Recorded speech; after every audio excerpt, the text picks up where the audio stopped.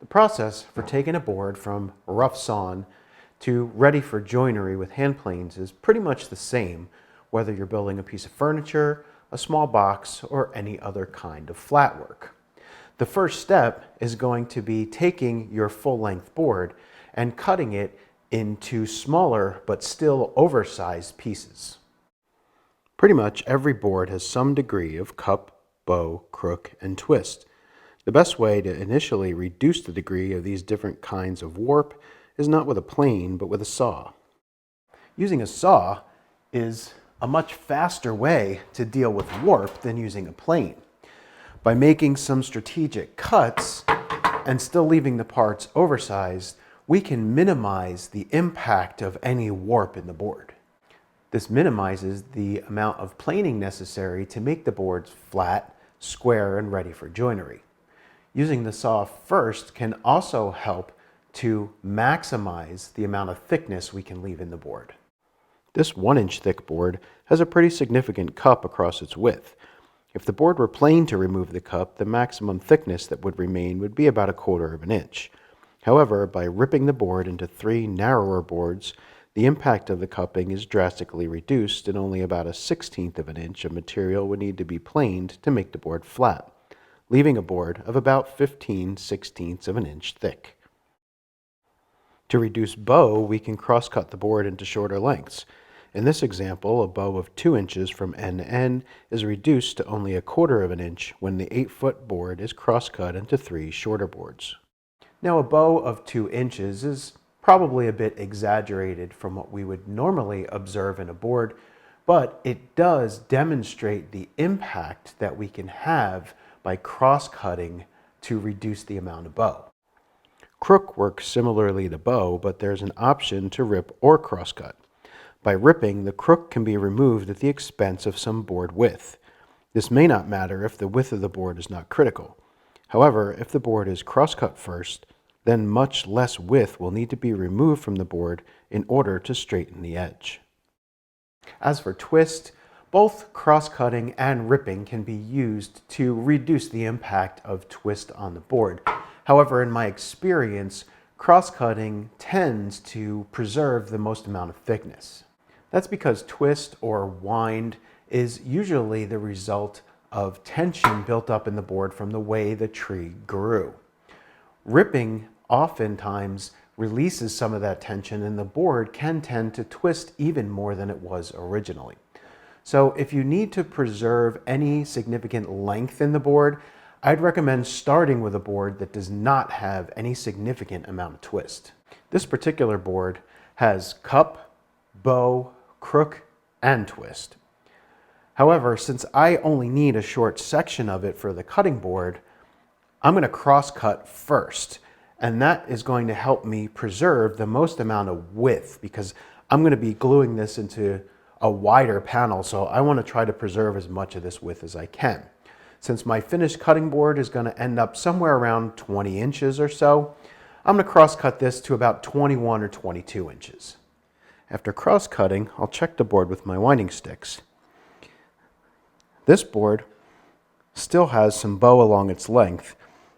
It's difficult to see on the camera, but if I rock the winding stick, you can see that it pivots in the middle. So I've got a high spot here. There's also cup across the board's width. Again, it's difficult to see the gap on the camera, but you can see how I can rock the winding stick because it's high in the center. Finally, if I flip the board over, you can see that there's also some twist in this board. By sighting across both winding sticks, you can see this corner here is higher than the front corner. That means that this back corner of the board is twisted higher than the front corner here and the back corner here. And same thing, this front corner is twisted higher. So this winding stick is sticking up higher than the front here, but here the front one is sticking up higher than the back. So that's showing us our twist. So when I plane a board, I like to start with the cup side facing down because it tends to be more stable. Here you can see I can shim underneath the twisted side, and that makes this much more stable when I'm going to plane. Now I know from checking this side with my winding sticks that I've got bow and cup. So I've got a high spot in the center. So I'm going to start here until checking with my winding sticks shows that I'm fairly even in length. Then I'll worry about taking out the bow across. So I'll start with my plane,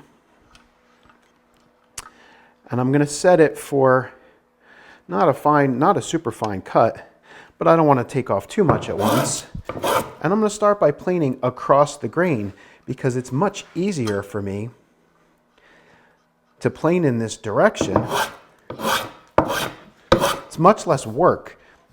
The wood is not as strong across the grain. So it's very easy to plane across the grain. Now, if you recall, when we made the winding sticks, we planed a hollow in the center. I'm going to do something very similar here. You can already tell that the plane is, you can see it's not, now it's not cutting, it's actually stopping. So I know that now these edges are higher than this center. So I'm going to move down because just as before, these two areas were low, the center was high. So I want to bring this in.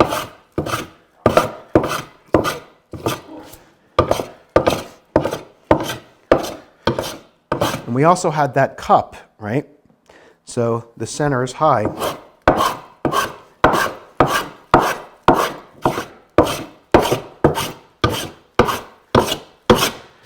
Now you can see where the length of this jack plane is really helping. If I were to use a shorter plane, such as my smoothing plane, the sole isn't long enough to bridge these outer edges. So the length of this plane is really helping me to start getting this flat, and that's really the benefit of the longer plane.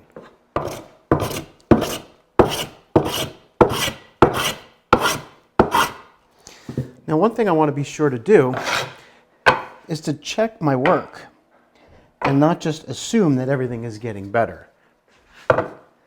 So I'm going to check across to make sure I'm getting rid of the crown. Because remember, the cup is facing down. And I want to check this way to make sure I'm getting rid of the bow. And I can see I'm still a little low here, and I'm still a little low along the edges. So I'm going to continue to work. But I'm getting close. So what I'm going to do now is I'm going to switch to more of a diagonal planing stroke instead of straight across.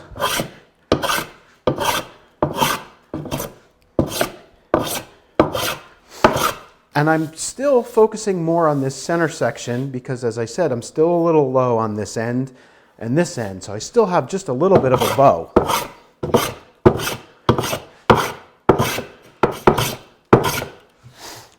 By planing diagonal, I'm starting to remove some of those cross grain planing marks, and I'm also going to start to bring this more into flat along its length.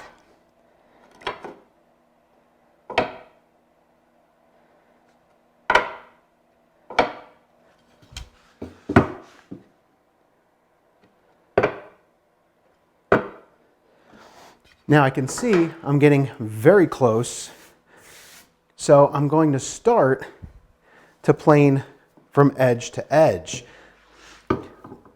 But I want to make sure I maintain that good planing form. If my plane dips down, I'm going to cut this edge low. And if my plane tips off this edge, I'm going to cut this edge low. So I want to make sure my planing form is good. I have pressure here at the start, pressure here at the end.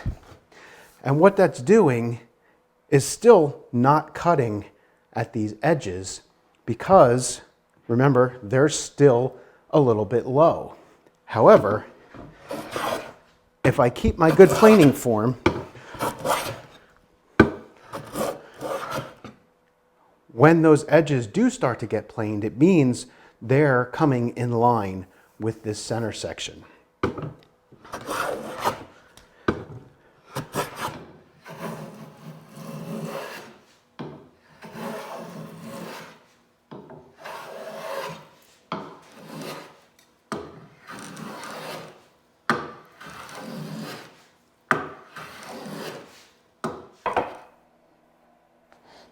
Okay, as you might see, there's still some white chalk left on this side.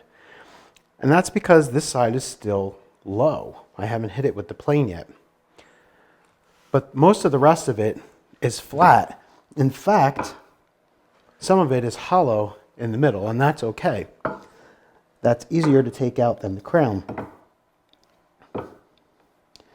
So now, I'm going to back my blade off, take an even lighter cut,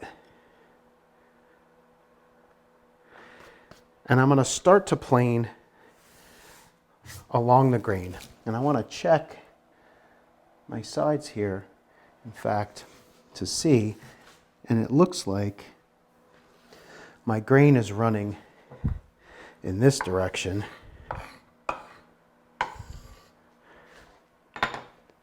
So I think I'm going to have to turn this board around so I can plane it this way.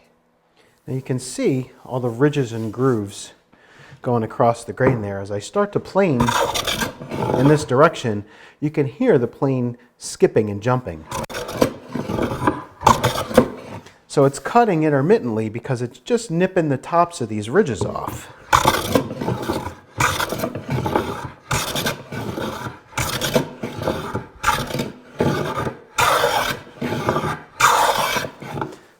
Now you can hear the difference.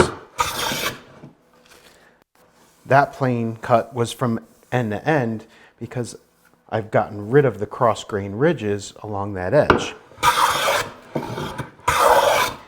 And now the plane is starting to cut end to end.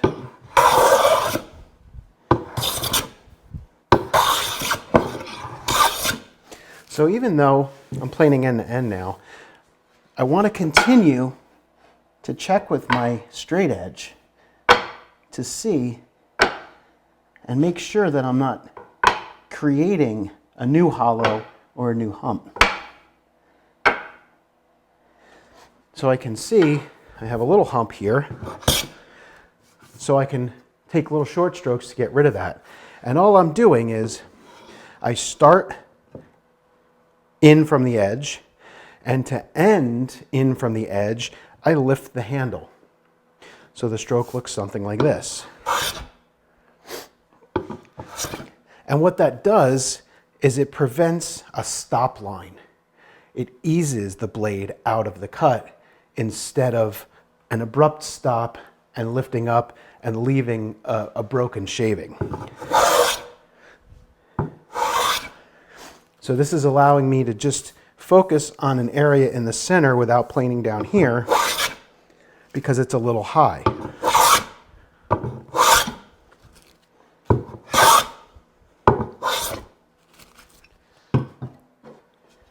So now if I check, that hump in the center is gone and we're much closer to flat. So I'm going to continue checking with my straight edge, not just along the length, but also across the width, until we think we're close enough to flat. Then we're going to check it for wind. We've got this board roughly straight from end to end, but recall before this board had a little twist in it. You can see this winding stick is high, which means it's high here as well. These two corners are low. So we need to focus some planing effort on this corner and this corner in order to bring those down and more in line with each other. But note we've already planed this fairly flat in this direction and in this direction. So we don't just want to plane off this corner and this corner, because then we're going to create another bow. So what we want to do is actually plane corner to corner. And this is going to remove that high area from corner to corner and bring that twist down. So we'll start relatively narrow, and we'll continue to check with our winding sticks. We'll check for wind, we'll check in this direction, and we'll check in this direction. Now keep in mind, while the length of this plane is going to help, and in fact a longer plane would help flatten this even better, you still need to keep track and check with your winding sticks. The plane is not going to flatten this board on its own. So you're going to need to keep a constant check, note the high areas, work on those high areas, and recheck again. I did mention earlier that oftentimes I will switch to a longer plane like this triplane. However, in the beginning of the course, I recommended you have a plane like this or a jack plane. So we're not going to use the triplane as part of the project. If you have one, feel free to switch. If not, lighten the cut of your jack plane and keep working with this plane as long as you can. The longer sole is definitely going to help. But continue to check.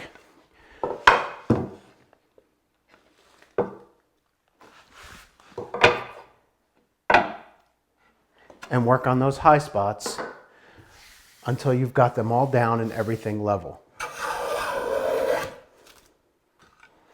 The closer you get to being flat, start to reduce your depth of cut on your plane. Resist the urge to take a really thick cut, thinking you're going to get the job done quicker. As you get closer and closer to flat, you don't want to overshoot. So lighten the depth of cut on your plane and continue to check.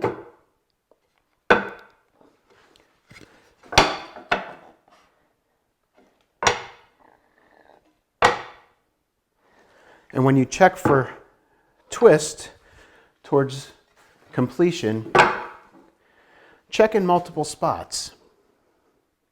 Put the sticks at the two ends, then put one in the middle, then put the other one in the middle, and really make sure that your board is good and flat. One other thing to think about, if you only have a single plane, consider not giving that blade such a severe camber.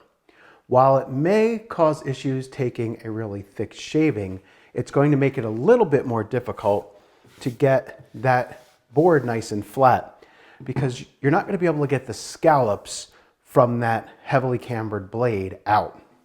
I'm going to switch to the smoothing plane because this has a flatter camber than the jack plane. This jack plane was set up with a pretty heavy camber between a 16th and a 32nd of an inch cut. So I can still feel some scallops in here, even though I reduced the depth of cut quite a bit. But those scallops can throw off your checking with your winding sticks as you get closer to flat, because you're going to see little areas of light and you might think they're not flat, when in fact really the board is fairly flat. It's just you're seeing the bottom of the scallops from that deeply cambered blade. So if you have two planes, one with less camber, switch to the one with less camber when you think you're pretty much flat. If you only have a single plane, consider not putting too much camber in that blade so that you'll be able to get those scallops out when you reduce the depth of cut.